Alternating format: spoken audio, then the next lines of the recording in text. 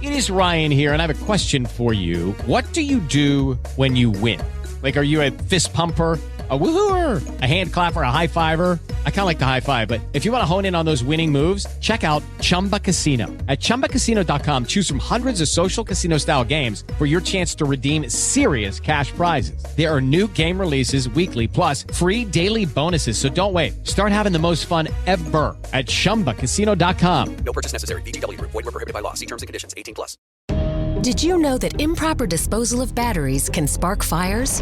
The disposal of rechargeable batteries in household trash has caused a number of fires on garbage trucks and at trash and recycling centers. These fires cost millions of dollars in physical damage each year and put lives in danger. Batteries do not belong in regular trash or recycling. Learn the proper way to dispose of batteries at gorecycle.org. Brought to you by the City of Alexandria, Arlington County, and Prince William County. Hello and welcome. It is Eric Erickson here. The Eric Erickson Show, nationwide from Atlanta, Georgia. The phone number, if you want to be on the program, 877-97-ERIC, 877-973-7425. I want to begin this hour with a phone call. Waiting very patiently is Jennifer. Welcome to the program, Jennifer. If I can fire up your phone call here. And for some reason, there we go. How are you? Good. How are you? Good. Sorry to make you wait so long. It's okay. I've been a long-time listener and a first-time caller, so I'm a little bit nervous. Don't be nervous. I don't bite hard. So I was going to address the issue with environmentalism. I'm not very old at all, but I do remember a time when environmentalism was less, more or less. It wasn't necessarily a movement as it is now. It seems as if it became a harder movement in recent years. And I remember a time they used to call it global warming. Right. And because we're not seeing global warming happening per se, I mean, I've been seeing blizzards being reported in parts of the globe that I would never have imagined. And so since it doesn't fit in their narrative, it's like they have to call it climate change now. And I remember it was before, it seemed like it was more of a, like, how could I say, kind of like a collective concern about recycling. It was very basic, and now it's like a full-blown attack on the economy.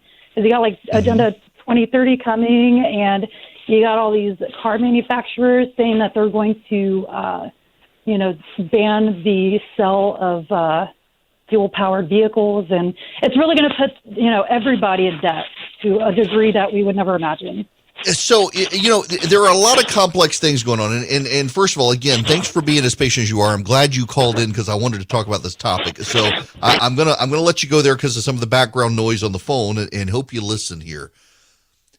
You've got a lot of this, people on the left are very dogmatic in denying it, but it's been, I think, comprehensively documented enough to understand what's going on here. In the 1980s, in the 70s and 80s, the Soviet Union funded an anti-nuclear peace movement around the world. As the United States was building nuclear weapons in the arms race with the Soviet Union, the Soviets attempted to cede ground to anti-nuke movements and peace movements around the world that would attempt to build pressure campaigns in the West against nuclear weapons because they were having a hard time competing with Ronald Reagan's arms race, and particularly when Ronald Reagan embraced the idea of Star Wars, a space defense system to shoot down missiles. Well, they had to do something. That morphed over time into a segment of the environmental movement, where a lot of the people who were the anti-nuke peaceniks became anti-nuclear power Greens. And those green movements around the world, many of them funded by the Soviet Union, were political operations designed to shut down Western-style capitalism and undermine the free markets around the world through advocating environmentalist causes and sustainability and going after the energy plans of the West. When the Soviet movement collapsed, a lot of those environmental and peacenik movements, they continued on. And a lot of these communists in the West became environmentalists. They're watermelons, green on the outside, red on the inside. And for years, they have long believed internally, not because they were paid because they were true believers, that Western-style capitalism and the free market is bad. In the 1970s, they embraced the idea of a global cooling. They embraced the idea of Malthus, the Malthusian idea that the world was going to starve to death because there would be so many people and we needed population controls on the planet in the West to contain Western growth. Never happened. They lacked faith in the free market. Well, global cooling became global warming. I remember Time magazine started writing about this in the late 80s. Global warming. The world was going to grow warmer and warmer, the greenhouse gas effects. And it was really embraced in the 90s within the environmentalist movement and the Democrats. And a lot of those anti-free market, anti-Western, pro-socialist, Soviet people, they moved into the Democratic Party and academia and think tanks of the left with their ideas. And they had a problem. Every time there was a big global warming conference, every time Al Gore stood up on stage to talk about his PowerPoint presentation that was turned into a popular movie on the left, they loved this documentary. What was it called? Now, I can't remember the name of it now, but Al Gore, when he left the White House as vice president, toured the nation with his fear-mongering about global warming and the need for environmentalism, had a PowerPoint presentation that he turned into this epic presentation. People, my gosh, on the left, they ate it up. Absolutely ate it up. Earth in the Lurch or whatever it is. And it just absolutely, inconvenient truth. That's what it was. Inconvenient truth. Well, the problem was every time Al Gore would go around selling this and the environmentalists would get together, there'd be a blizzard. There'd be a big snowstorm. And it's really hard to tell people the world is heating up when your event is canceled because of a snowstorm. So it's all about the marketing. It's all about the marketing. And they had to market it differently. So the way they decided to market it differently was to call it climate change. And it's all about the marketing because you see the underlying idea within the inconvenient truth and the idea of global warming is that as the world warms, there will be crazy climate phenomena that happen. Some places the world will have blizzards at random parts of the year. All the weather models suggest as much. And so they had to change it to climate change. Now, here's what I find notable and interesting and funny about all of this. Remember, back in the 1970s, it was global cooling, and then it became global warming, and then it became climate change. The words and phrases have changed. You know what hasn't changed? The public policy. The same arguments they were using about global cooling in the 70s, they're using about climate change now.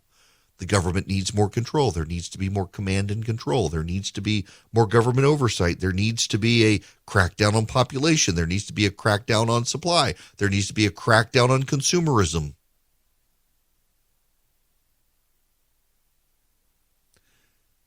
It's just interesting to me that the solutions are always the same. It's very much like the Democrats with Build Back Better. They claim that Build Back Better will actually fight inflation. They claim Build Back Better will fight sexism and misogyny. They claim Build Back Better will fight climate change. They claim Build Back Better will, everything the Democrats want, they claim Build Back Better will do. It's one of the things they always do. Their solutions are always the solutions you need. But what do they actually want to do for climate change? They want to control you. They actually want to tax the poor. You see, The dirty little secret that the left embraces in their aristocracy is that the rich people can afford to do this stuff, and the poor people, well, they're the big polluters anyway. The poor are the mouth breathers, so drive up taxes on them and they will breed less. They will get population control through costs. You force the poor families' costs to go up so much, maybe they'll stop having kids. Maybe they'll go get abortions that the government will pay for. And they will control you by controlling costs. So here's the irony here. On the right, for the last couple of years, there's been this obsessiveness and this just epistemic belief that the government's positions on COVID are all about controlling you, and they never really have been. They've been because the government got a lot of stuff wrong and they lack the humility to admit it. They have been because the government promised you the vaccines would get rid of COVID, lockdowns would get rid of COVID, they would get rid of COVID. They've never been able to get rid of COVID. COVID's beating them and they can't admit they were wrong. They don't want to admit they were wrong. And so we're still forced to deal with things that we shouldn't have to deal with because they can't admit we're never getting rid of COVID. It was never about control. It's about their lack of humility and admitting they got it wrong. They screwed up. It's the environmentalism that's about the control, because they need to control you and your behavior and your consumerism in order, in their belief, to save the planet. And you've kind of called them out on their BS over time. You're calling BS on them because it was global warming, but now there's a blizzard. There's an ice storm moving through the southeast. My sister is sending me pictures. The power has gone out. She has her cell phone still. There's ice everywhere. Trees are splitting in half. Of course, it's February. February is in the season known as winter, when the climate changes to cold. The climate always changes. See, it's non-falsifiable because the climate always changes, so they can call it climate change. Now they say we're going to have more extreme weather events. I will tell you, I have embraced the idea that the climate is changing in ways it hasn't changed before, in large part because of our influence on the planet. And all you have to understand is there are 7 billion of us. If we live in a symbiotic, coherent ecosystem that is global, we, of course, affect the planet in some way. The solution, however, is not for us to give up our existence, hold our breath and die, or change our way of life.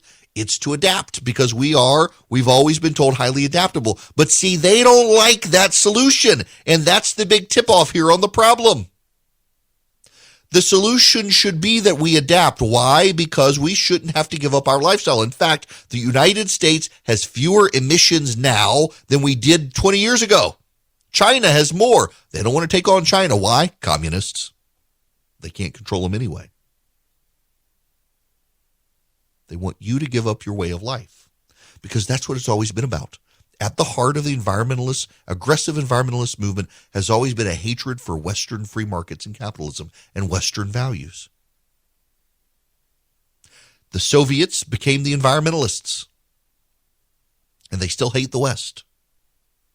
If they loved the West, if they loved the free market, they would want us to adapt. They would want to innovate. They would want to prioritize innovation instead of the status quo. But they don't want to do that. They just want to force you to give up. They want you to force you to give up your light bulbs. They want to force you to give up your car. They want to force you to give up your beef. They want to force you to give up your pork. They want to force you to give up everything you love and put you in a pandemic-ridden city out of rural areas so you're not burning gas. And if you're out there, you got to buy an electric tractor, because it's all about making you give up your way of life. And they've invented an emergency.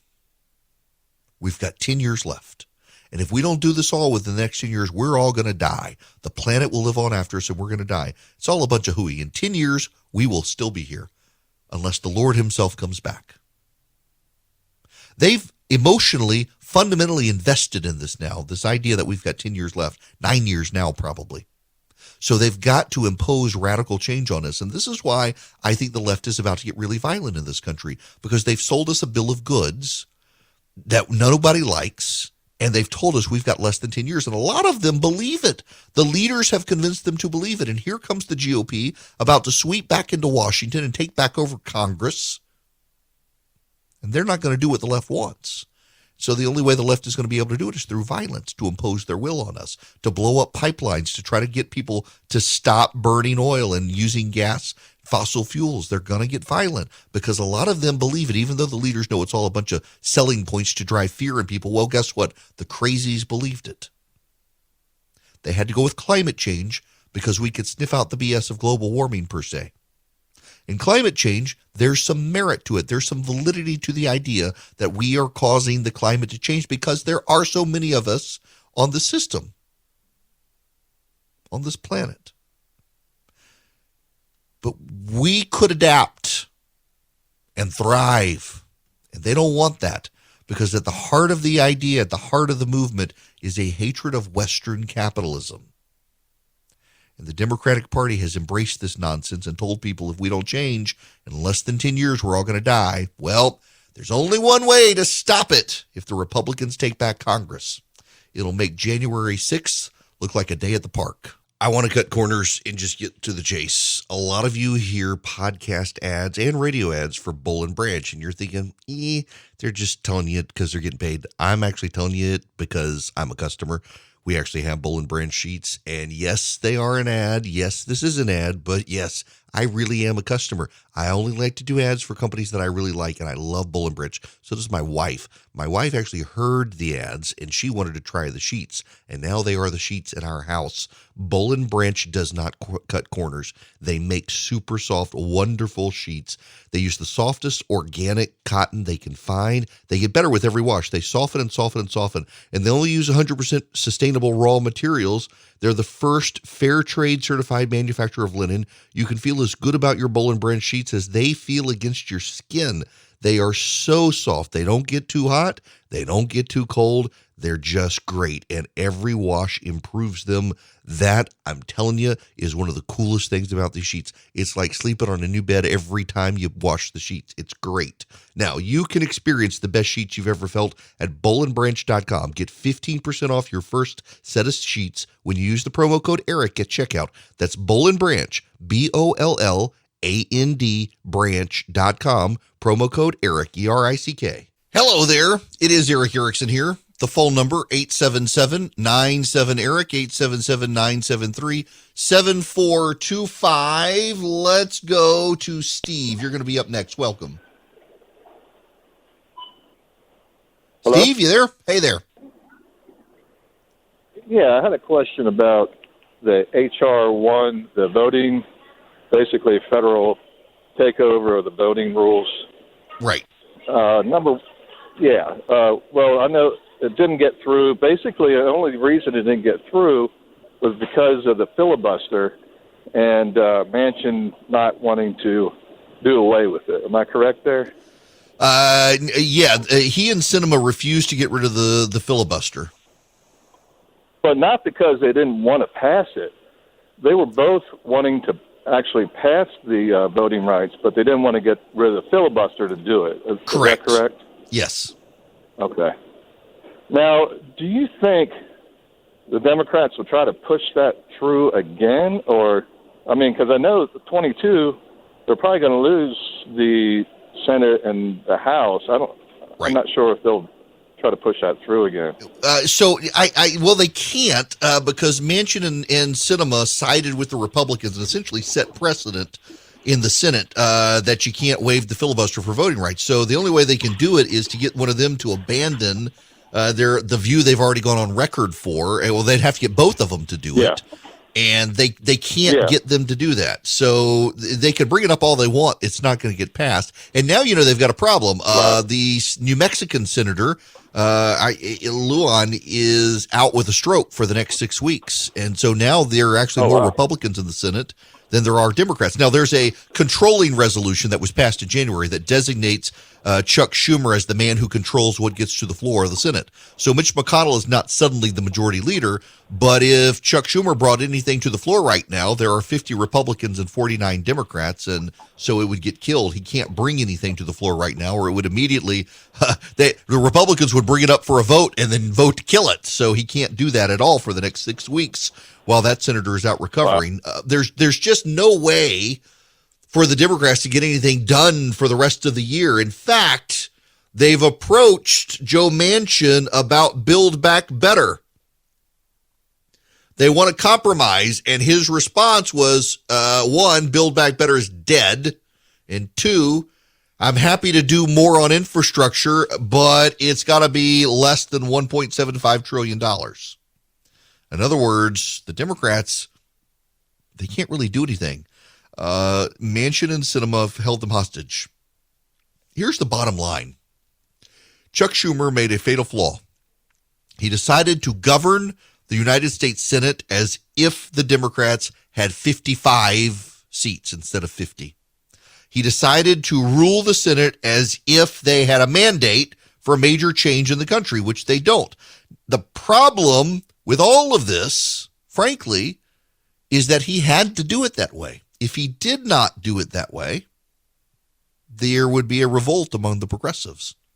The Democratic Party is held together with thread, and the threads are about to rip, and they're going to go to war when the Republicans take back the House and the Senate. You're going to see open warfare on the left and a lot of blame. Remember, in Florida now, Democrats, a majority of Democrats, say they would prefer Hillary Clinton to Joe Biden in 2024. That's a real problem for them. Hello there. So Glenn Youngkin, governor of Virginia, has been doing an event in Alexandria, Virginia. He wants the state legislature to get rid of, there's a grocery tax in Virginia. It is a specific grocery store tax in Virginia, apparently, from what I'm told. He did a roundtable discussion at a Safeway grocery store, chain of grocery store, and about this. And on the way out, a Karen in the grocery store says, "Governor, where's your mask? You're in Alexandria. Read the room." The governor was not wearing a mask. And so he left smirking, and he's not going to put on a mask.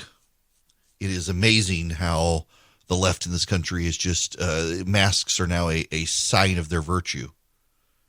Fascinating. Okay, to the phones we go. Tom has a question. Welcome to the program. Tom, how are you? Hey, good, Eric. How are you today? I'm great. What's going on? Hey, I got a question for you on constitutional law.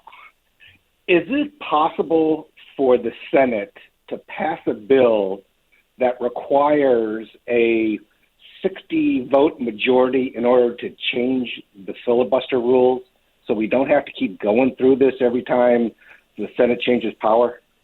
Oh, okay. Yes and no. This is kind of complicated. So, Tom, I'm gonna do a courtesy for you. I'm gonna leave you on the phone. So as I'm talking, if you have questions, you can ask, because this is a little bit complicated. So the Constitution, the reason the filibuster is constitutional is because the Constitution says the House and the Senate get to make their own rules. So the filibuster is in the rules of the Senate, and it's not written as you got to have 60 votes to get anything passed. That would be unconstitutional because the institutions have to embrace democratic norms. What it is, however, is you got to have 60 votes to cut off debate. That's what the filibuster is. You've got to have 60 votes in the Senate to stop debate. What the Democrats want is a rule that once everyone in the Senate has spoken twice, debate is over. That's different from you got to have 60 votes to stop debate. So to change the rules of the Senate, you have to have a 2/3 vote. So to change the rules of the Senate, there's got to be a 2/3 vote.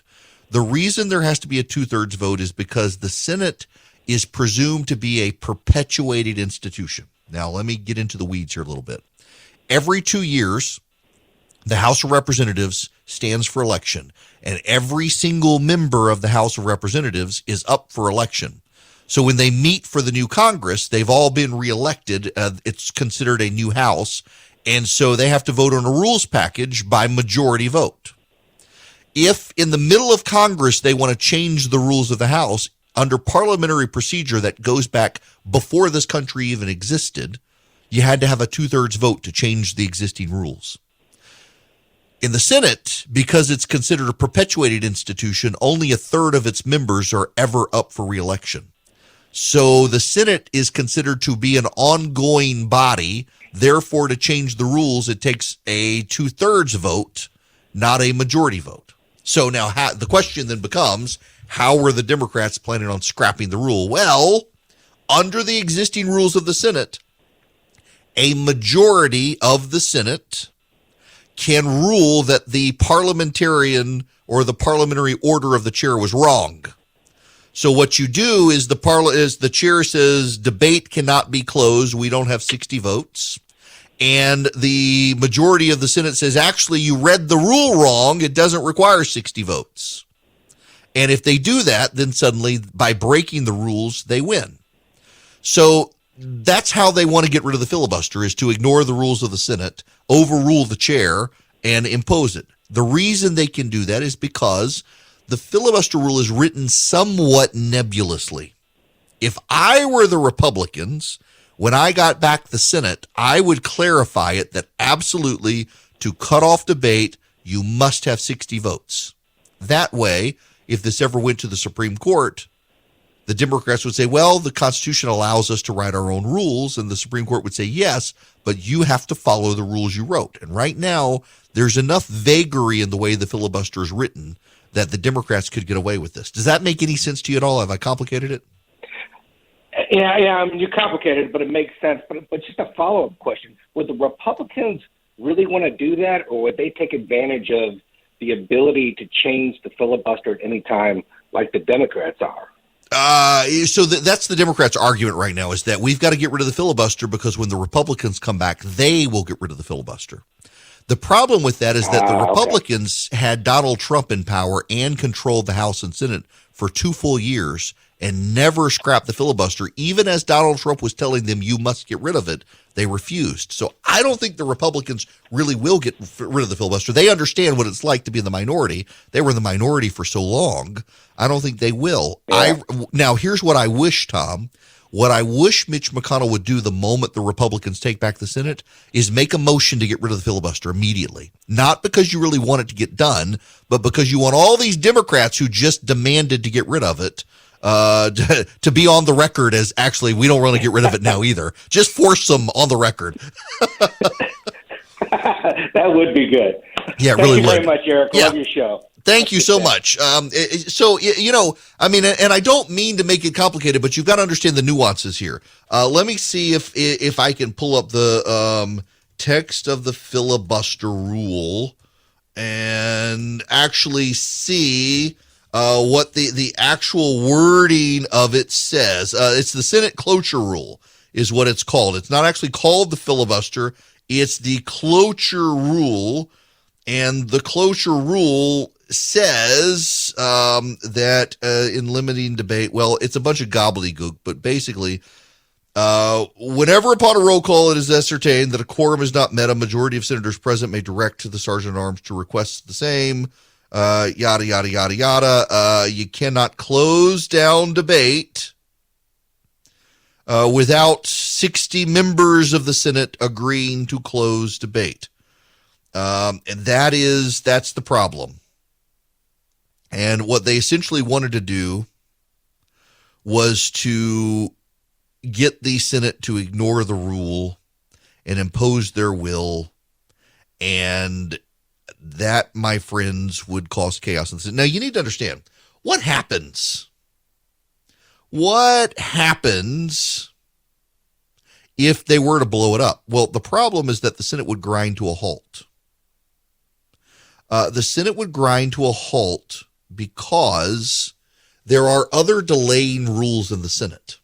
And the delaying rules in the Senate, for example, allow the minority to shut down committees after 10 a.m., allow filling of debate with a bunch of amendments. They could drag out debates a pretty long time, and they could make things pretty miserable for the Democrats. And so it would slow the pace of the Senate down and grind it to a halt.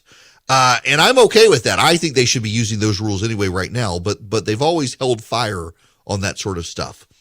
So the specific rule, just so you understand, I found the text. After no more than 30 hours of consideration of a measure, motion or other matter of which cloture has been invoked.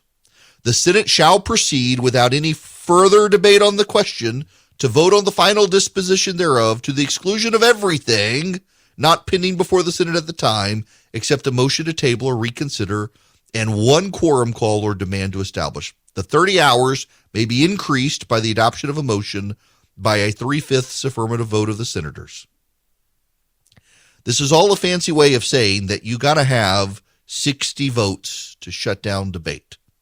But here's the other catch. You cannot preemptively shut down debate. You've got to have 30 hours of debate in the Senate. On every item that comes up in the Senate, you are required to have 30 hours of debate. The only exception is by unanimous consent.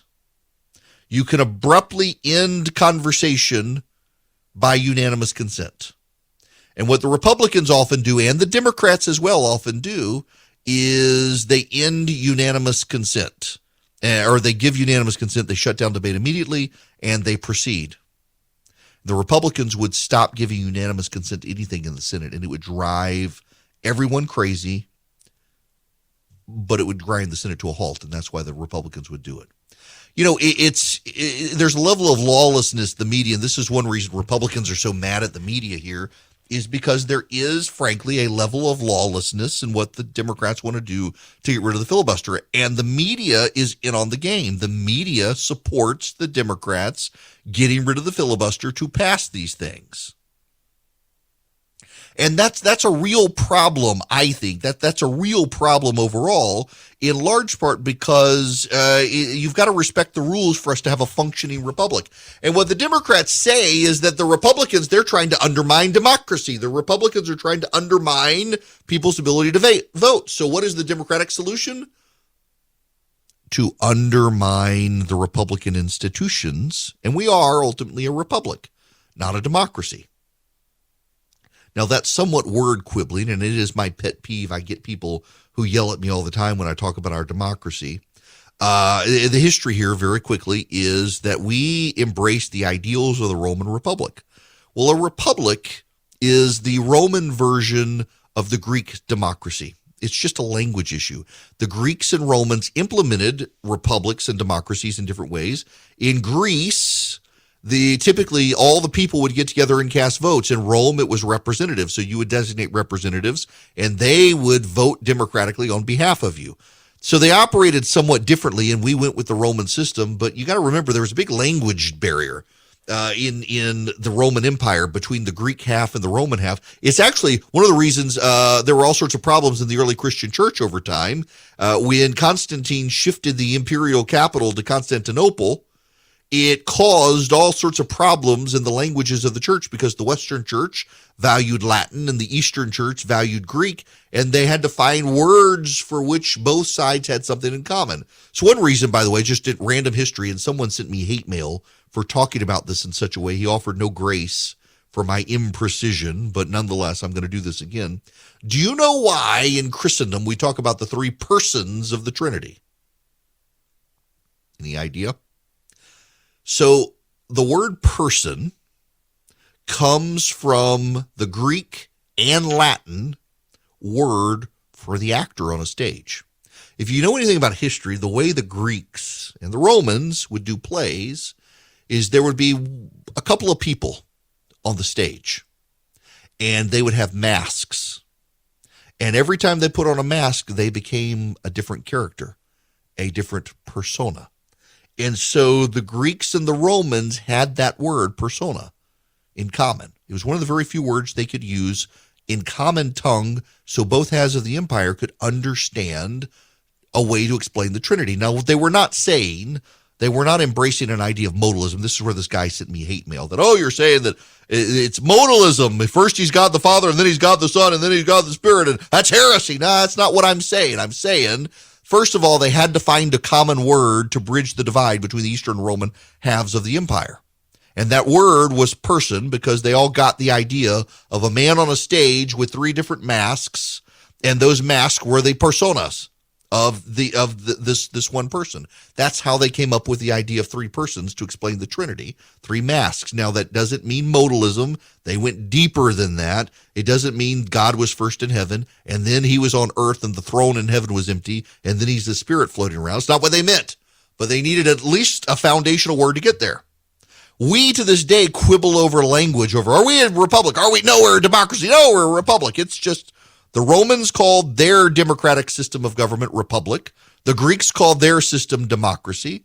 They operated in slightly different ways, but they really meant the same. That's why I don't get bent out of shape when people say use democracy and republic interchangeably. Technically, we're a republic because we embraced the Roman Republican ideal. But all the Roman Republicans were doing was taking the Greek system that preceded them and implementing it themselves. But my gosh, people like to argue over these sorts of things, and they can see no reason and no realm to compromise when language itself over time becomes a compromise. The problem here is that in our 21st century, the postmodern wokes have decided language creates reality, and so they're trying to grab hold of all of language and very rapidly twist the meaning of words, and that makes everybody sensitive about these sorts of things. It gets very annoying over time. Hello there, it is Eric Erickson here. The phone number is 877. Well, you know what? It's too late in the day. I'm sorry. You can't call me now. I do need to tell you this hour of the program is brought to you by First Liberty Building and Loan. First Liberty, they do loans and deals, $750,000 and up for small businesses. I used to say $500,000, but my gosh, they just keep helping businesses. And they're at $750,000 and up. If you've got a business and you need to grow, and banks are telling you no, reach out to them. FirstLibertyGA.com. They can help you nationwide. FirstLibertyGA.com. Now, I got other stuff. I find this fascinating. Have y'all heard about Tucker Carlson's ratings demo? I like Tucker. I don't watch the show. He and I, we don't see eye to eye on a ton of stuff, but he's a good dude. And people really hate him on the left. Some people on the right really hate him. I think he's fine. He's found his wheelhouse. He's doing well. You know what? Democrats watch Tucker Carlson more than they watch MSNBC, more than they watch CNN. 42% of Democrats in the demo, that's 25 to 54-year-olds, watch Fox, 33 watch CNN, 25 watch MSNBC. So only 25% of self-described Democrats watch MSNBC, but MSNBC has ratings higher than CNN. There aren't enough conservatives hate watching MSNBC. That must be super far lefties who don't even consider the Democratic Party left enough for them who watch MSNBC. The data shows that Tucker Carlson's 9 p.m. show is one of the top news shows among Democrats in the demo and has one of the most diverse audiences out there. This is from Nielsen MRI Fusion. Fascinating stuff. Conservatives don't really tune into CNN. Most of them go to Fox. They don't really go to Newsmax or the other programs. They're still sticking with Fox, even though Newsmax has shown some growth. But Tucker Carlson has a far more diverse viewership than CNN or MSNBC. I'm not surprised by that, because whether you like Tucker Carlson or not, he's more likely to make you think about issues than his counterparts at the other networks, who just want to yell at you and tell you what to believe. And if you want to see this on display, there's a story about Rudy Giuliani out. Now, I got to tell you, I want you to know something very important. If I were to ever appear on The Masked Singer or Dancing with the Stars, it would mean I failed at life and my career is over. Rudy Giuliani was on The Masked Singer. Apparently, when he took his helmet off, his character's mask off, it was revealed that it was Rudy Giuliani, and Ken Wong and Robin, what's his name? They stormed off the stage, Robin Thicke. They were horrified that it was Rudy Giuliani. They were deeply offended that he was involved. This reminds me of all the research out there that conservatives are way more tolerant of the left than the left is of conservatives. And here you go with the Democrats, actually, some of them being willing to listen to Tucker Carlson. That gives me hope that maybe we can actually bridge this divide on partisanship out there. And hopefully we can, except, man, the hardcore progressives who watch MSNBC, who the Democratic Party is too moderate for them, they got some serious problems out there. It's 2022. Things are still crazy. Things haven't settled down. And now you got the Federal Reserve and interest rates. You got the economy. You got inflation. A lot of banks won't even return your phone call. Let's say you're a small business and you need a loan for $750,000 or higher. You see an opportunity where banks, they don't even want to see you. You want to buy a building. You want to build a building. Reach out to the Frost family at First Liberty Building and Loan. They've been helping small businesses become big businesses since the 1990s. They want to help you if they can. So spend 10 minutes with them. See if you're a good fit for them and they're a good fit for you.